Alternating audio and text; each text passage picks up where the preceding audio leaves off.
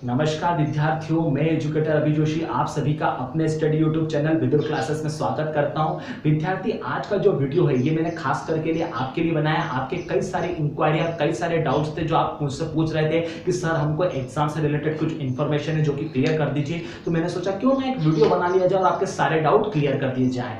तो आपको इस वीडियो को स्टार्ट करने से पहले आप सभी को मैं शुभकामनाएं देना चाहता हूँ। जैसा कि आपको पता है कि मध्य प्रदेश शासन का पहला भर्ती का नोटिफिकेशन आ गया है, जिसको जेल पुलिस, जेल वार्डन कहा गया है या फिर जेल प्रहरी हिंदी में कहा गया है। तो आप सभी को आगामी माह में अन्य नोटिफिकेशन भी देखने को मिल सकते हैं, जैसे कि सब इंस्पेक्टर, कांस्टेबल, रेलवे की एग्जाम डेट आ सकती है। तो मेरे सारे प्रिय विद्यार्थियों को आगामी वर्ष के लिए सर शुभकामनाएं एवं मैं ईश्वर से प्रार्थना करता हूं कि मेरे सारे विद्यार्थियों का इस वर्ष किसी भी शासकीय सेवा में चयन कराए। तो आइए हम यहाँ पे स्टार्ट करते हैं हमारे वीडियो का। तो हमारे वीडियो का जो टाइटल है जेल पुलिस रिक्रूटमेंट है, उससे रिलेटेड हम यहाँ पे कुछ इन्फॉर्मेशन क्लियर करेंगे। तो जैसा कि आपका सबसे पहला जो क्वेश्चन आता है, सर इसमें एज कितनी रखी गई है? तो ध्यान दीजिएगा, मैं जनरल कैटेगरी के स्टूडेंट के बारे में बता रहा हूं। अदर जो कैटेगरी के स्टूडेंट है उनके लिए रिलैक्सेशन दिया गया है, जिसको आप क्लियर नोटिफिकेशन में कर सकते हैं। तो यहाँ पे मिनिमम की बात की जाए तो यहाँ पे 18 ईयर 18 साल रखी गई है और मैक्सिमम की बात की जाए तो 33 ईयर 33 साल रखी गई है। ये जनरल कैटेगरी के स्टूडेंट की बात की गई है। फिर आपका क्वेश्चन आता है सर एजुकेशन क्या रखा गया है? तो ध्यान दीजिएगा, इसमें एजुकेशन आपका 12th पास रखा गया है। 12th चाहे आपने किसी भी बोर्ड से करी हो, चाहे एमपी बोर्ड से करी हो, सीबीएसई से करी हो, आईसीएसई से करी हो या अदर स्टेट के किसी बोर्ड से करी हो, मतलब पर 12th पास होना अनिवार्य है।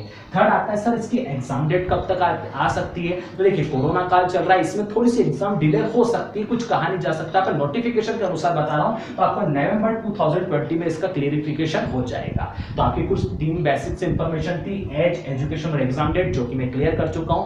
थर्ड आती है सर इसका सिलेबस क्या रहेगा? तो मैं आपको सिलेबस बता देता हूं। सबसे पहले की बात की जाए तो यहाँ पे आएगा आपका जनरल अवेयरनेस। ध्यान दीजिएगा, ये जनरल अवेयरनेस सबसे आएगा। एक्सपेक्टेड इसके मार्क्स की बात करी जाए तो ये 20 मार्क्स का होगा। अब ध्यान दीजिएगा, यहाँ जनरल अवेयरनेस लिखा गया है, सब्जेक्ट बड़ा छोटा है, लेकिन जब इसको आप डिवाइड करेंगे तो कई पार्ट में हो जाएगा। जैसे सबसे पहले जनरल अवेयरनेस में आ जाएगा आपके पास ज्योग्राफी, उसके बाद आपके पास आ जाएगा पॉलिटी, फिर आ जाएगा यहाँ पे हिस्ट्री और फिर थर्ड आ जाएगा इकोनॉमी। ठीक है, ये 4 सब्जेक्ट तो आ जाएंगे आपके, geography, polity, history, economic plus MPG के और प्लस करंट अफेयर। ये 5 सब्जेक्ट मिलके आपका जनरल अवेयरनेस बनेगा और ये आएगा आपका 20 मार्क्स का आएगा। Geography, politics, history, economics, MP GK और करंट अफेयर, ये सब मिलके आपका जनरल अवेयरनेस का सेक्शन क्लियर करेंगे और ये आपका आएगा 20 मार्क्स का। That is clear. अब ध्यान दीजिएगा, सेकंड पे आता है यहाँ पे जनरल इंग्लिश। ठीक है, जो कि अब आपको एक चीज में डरने की जरूरत नहीं, यहाँ पे जो इंग्लिश आएगी वो जनरल बेसिक लेवल की आएगी, स्पेशल नहीं आएगी। स्पेशल मींस होता है स्पॉट एरर वाली इंग्लिश, जो कि एसएससी बैंकिंग में पूछी जाती है। यहाँ पे जनरल इंग्लिश का जो लेवल रहेगा वो जनरल आएगी और 20 मार्क्स की आएगी। कुछ ग्रामर के चैप्टर है वो हम लोग क्लियर करना है। That is clear. Third number पे आता है यहाँ पे जनरल हिंदी।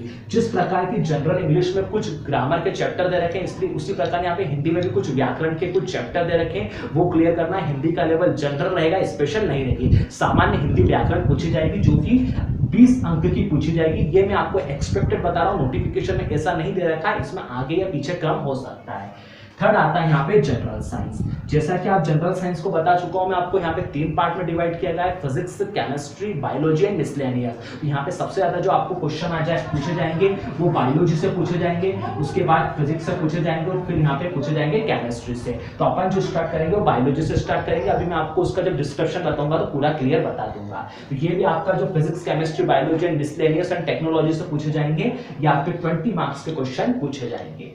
फिर आता है यहाँ पे 4th नंबर पे मैथमेटिक्स। अब ध्यान दीजिएगा, जनरल मैथमेटिक्स आएगा, इसमें एडवांस का क्वेश्चन नहीं आएगा। एडवांस में ट्रिग्नोमेट्री, ज्योमेट्री, अलजेब्रा, मेंसुरेशन नहीं आएगा और आएगा भी तो बहुत कम मात्रा में आएगा। और ये आपका 20 मार्क्स का पूछा जाएगा, इसमें बेसिक अर्थमेटिक पूछा जाएगा।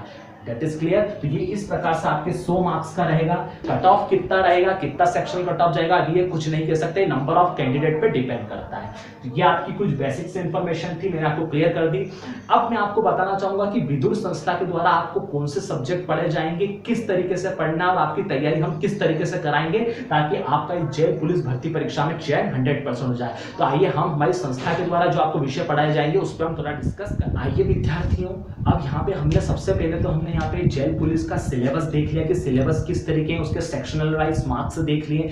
अब मैं आपको बताना चाहूंगा कि विदुर संस्था के द्वारा आपको कौन कौन से सब्जेक्ट पढ़ाए जाएंगे, उन सब्जेक्ट के आपको किस तरीके से तैयारी करना है ताकि आपका जेल पुलिस में सिलेक्शन होना पक्का हो जाए। देखिए विद्यार्थी, हमारे द्वारा उन्हीं सब्जेक्ट को पढ़ाया जाएगा जो आपके लिए अति महत्वपूर्ण होंगे। जो सब्जेक्ट हम नहीं पढ़ा पा रहे हैं, हमारी भविष्य में योजना है कि हम उस सब्जेक्ट को भी आपको अच्छे से, हम उस सब्जेक्ट में आपको एजुकेशन प्रदान करें, लेकिन वर्तमान में जो सब्जेक्ट हम पढ़ा रहे हैं उसमें हम अपना बेस्ट देंगे। तो आइए विद्यार्थी, हम सबसे पहले डिस्कस करते हैं। सबसे पहले आपको पढ़ाया जाएगा जनरल इंग्लिश। ये एक ऐसा सब्जेक्ट है जिसमें अधिकतर स्टूडेंट इस सब्जेक्ट को देख के इस एग्जाम फॉर्म फिल नहीं करते। रीजन जैसे आपको पता है कि यहाँ पे उनके बेसिक कॉन्सेप्ट्स क्लियर नहीं होते, और इंग्लिश के बेसिक कॉन्सेप्ट क्या होते हैं, उसकी ग्रामर। यदि आपने एक बार ग्रामर अच्छे से कर ली तो आपका इंग्लिश का जो सेक्शन है वो स्ट्रॉन्ग बन जाता है। तो अब हम आपको किस तरीके से पढ़ाएंगे, हम ये मान के चलेंगे कि हर स्टूडेंट का बेसिक लेवल कम है, हम बिल्कुल जीरो लेवल से स्ट्रॉन्ग करेंगे। तो सबसे पहले हम यहाँ पे आपका बेसिक लेवल को क्या करेंगे, स्ट्रॉन्ग में चेंज करेंगे। जो आपका बेस है वो स्ट्रॉन्ग में चेंज करेंगे। सेकंड पे आपको छोटे छोटे ग्रामर के रूल्स को हम समझाएंगे। जस्ट जब आप ये अच्छे से समझ जाएंगे तो उसके बाद फिर हम आपको प्रैक्टिस करवाएंगे। जो प्रैक्टिस में क्वेश्चन नहीं आएंगे उनको स्वयं संस्था के द्वारा सॉल्व करवाया जाएगा। जब आपका ये तीनों सेक्शन क्लियर हो जाएगा, आपका बेसिक स्ट्रॉन्ग में चेंज हो जाएगा, आपके ग्रामर के रूल्स हो जाएंगे, प्रैक्टिस कंप्लीट हो जाएगी आपकी, तो फिर अपन प्रीवियस ईयर के क्वेश्चन पेपर पूछ करेंगे कि जैसे एक चैप्टर उठा लिया नाउन। नाउन को अलग अलग परीक्षाओं में, व्यापम में किस तरीके से पूछा गया है। प्रोफेशनल एग्जामिनेशन बोर्ड नाउन को अलग अलग एग्जामों में कैसे पूछता है, कांस्टेबल एमपी पुलिस में किस तरीके से पूछता है, जेल में कैसा पूछा गया है, लेबर इंस्पेक्टर में कैसा पूछा गया है, डाटा एंट्री एग्जाम में कैसा पूछा गया है। इस तरीके से हम देखेंगे कि अलग अलग परीक्षाओं में जो आपके चैप्टर है उनको किस तरीके से पूछा गया है, ताकि आपका स्पीड, टाइम एंड एक्यूरेसी का जो फंडा है वो आपका स्ट्रॉन्ग हो जाए। ये एक ऐसी विधि है जिससे आप इंग्लिश का जो आपका वीक है उसको आप स्ट्रॉन्ग में चेंज कर सकते हैं। आप चाहे किसी भी टॉपर या सिलेक्टेड कैंडिडेट से पूछ सकते हैं।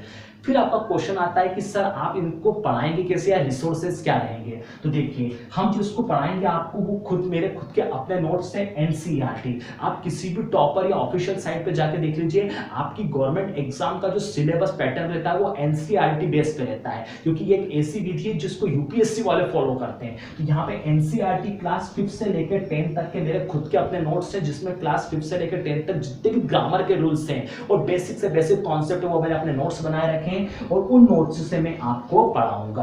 तो ये एक ऐसी विधि है जिससे आपको कोई भी बुक खरीदने की जरूरत नहीं है, आपको एनसीईआरटी बुक भी खरीदने की जरूरत नहीं है। मैं सारी आपको 5 से लेकर 10 तक बेसिक से बेसिक और ग्रामर एडवांस सब यहाँ पे क्लियर करवाऊंगा मैं आपको। तो ये एक ऐसी विधि है जो रिसोर्स है हमारा, कि हम आपको एनसीईआरटी क्लास 5 से लेकर 10 तक के जितने भी ग्रामर्स होती है, जितने भी फंडामेंटल होते हैं, जितने बेसिक होते हैं, वो सारे हम आपको क्लियर करा देंगे। हम इतना अच्छा क्लियर करा देंगे कि फिर आपको किसी भी तरीके से क्लास लेने की जरूरत नहीं पड़ेगी, सीधा आप सिलेक्शन की ओर जाएंगे। सेकंड पे आता है मैथमेटिक्स। जैसे स्टूडेंट का इंग्लिश वीक होता है उसी प्रकार मैथमेटिक्स भी कई स्टूडेंटों का वीक होता है। रीजन ये कि वहां पे उसके कॉन्सेप्ट्स क्लियर नहीं हो पाते, उसका बेस क्लियर नहीं हो पाता। तो हमारा यहाँ पे भी जो स्ट्रेटेजी रहेगी वही रहेगी, सबसे पहले हम आपके बेस को, जो वीक बेस है उसको काय में चेंज करेंगे, स्ट्रॉन्ग में चेंज करेंगे। सेकेंड, आपको सबसे पहले मैथमेटिक्स के हर चैप्टर्स के रूल्स करवाए जाएंगे, कुछ फॉर्मूलेस बताए जाएंगे और उनको टाइप वाइज आपको याद कराया जाएगा। ध्यान दीजिएगा, जब आपका ये दोनों क्लियर हो जाएंगे तो फिर अपन बेस जो आपका स्ट्रॉन्ग हुआ है और आपके रूल्स फॉर्मूले की प्रैक्टिस करवाई जाएगी, प्रैक्टिस शुरू दी जाएगी। जो आपसे सॉल्व नहीं होगी वो सॉल्व संस्था के द्वारा करके आपको बताया जाएगा। जब आपका ये तीनों सेक्शन क्लियर हो जाएगा तो फिर अपन प्रीवियस ईयर के क्वेश्चन पेपर करेंगे कि व्यापम में अलग अलग चैप्टरों को किस तरीके से पूछा गया है, ताकि आपको स्पीड, टाइम और एक्यूरेसी के साथ हम आपको यहाँ पे सॉल्व करना सिखा सके।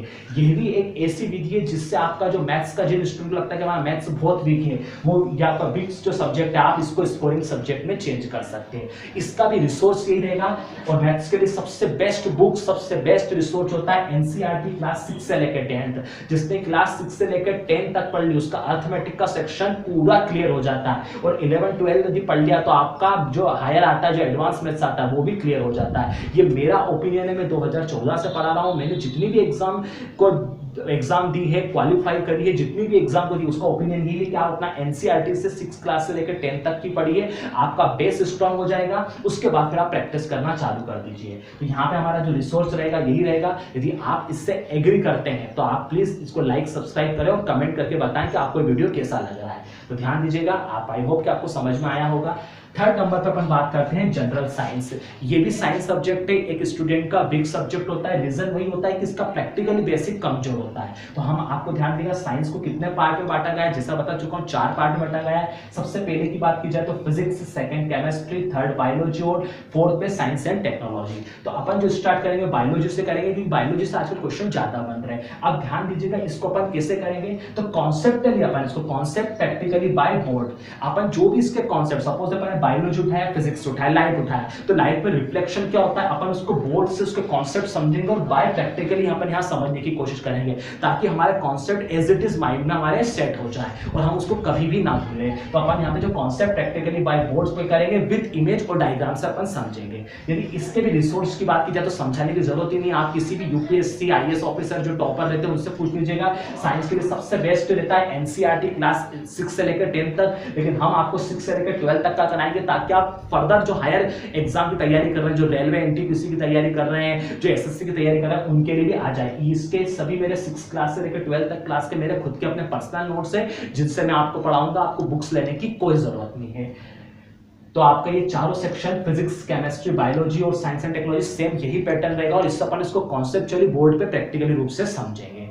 फोर्थ पे आता है रीजनिंग। रीजनिंग को यहाँ पे हमने 2 पार्ट में बांटा गया है, एक वर्बल और एक है नॉन वर्बल। दोनों के मेरे अपने खुद के पर्सनल नोट्स हैं, उन नोट्स में अलग अलग एग्जामों में जो पूछे गए क्वेश्चन वो टाइप वाइज मैंने सेट कर रखे हैं। तो सारे पेपर, जैसे मैंने ब्लड रिलेशन चालू करा, तो ब्लड रिलेशन में एसएससी ने क्वेश्चन कैसे पूछे, बैंकिंग ने कैसे पूछे, रेलवे में कैसे पूछे गए, ये सारे आपको मैं टाइप वाइज क्वेश्चन यहाँ पे कराऊंगा। तो यहाँ पे आपकी सबसे पहली बात की जाए general English, mathematics, science, reasoning, ये सेक्शन हम आपको क्लियर करवाएंगे। अब आपके सामने समस्या आ जाती है सर हिंदी, और यहाँ पे आ जाती है जनरल अवेयरनेस के लिए आप क्या कर रहे हैं। देखिए वर्तमान समय में मैं 4 सब्जेक्ट ही पढ़ा सकता हूँ, बाकी के सब्जेक्ट पढ़ाने के लिए फिर क्षमता ही नहीं रहती है और ना इतना समय बच पाता है। तो हमारे पास अब और अदर रिसोर्स की हमारी तैयारी चल रही थी, भविष्य में हमको रिसोर्स मिलता है जनरल अवेयरनेस और हिंदी के लिए, तो हम आपको अपने चैनल पर बिल्कुल हम उसको सेट करेंगे। लेकिन अभी वर्तमान समय में हमारी आपसे ये है कि आप अपना सेल्फ पढ़ना चालू कर दें, नहीं समझ में आ रहा है तो आप अदर किसी रिसोर्स का सहायता ले सकते हैं। लेकिन वर्तमान समय में हम आपको 4 सब्जेक्ट पढ़ाएंगे, इन 4 सब्जेक्ट में 82% लोगों के डाउट रहते हैं, वो डाउट हम आपको क्लियर करेंगे। और यदि फ्यूचर में हमको यदि अदर सब्जेक्टों के लिए कोई रिक्वायर्ड फैकल्टी मिलती है तो हम आपको उसको पढ़ाएंगे। यदि आपको हमारा वीडियो अच्छा लगा हो तो प्लीज इसको लाइक सब्सक्राइब करें, क्योंकि आपका लाइक और सब्सक्राइब ही हमारा मोटिवेशन होता है।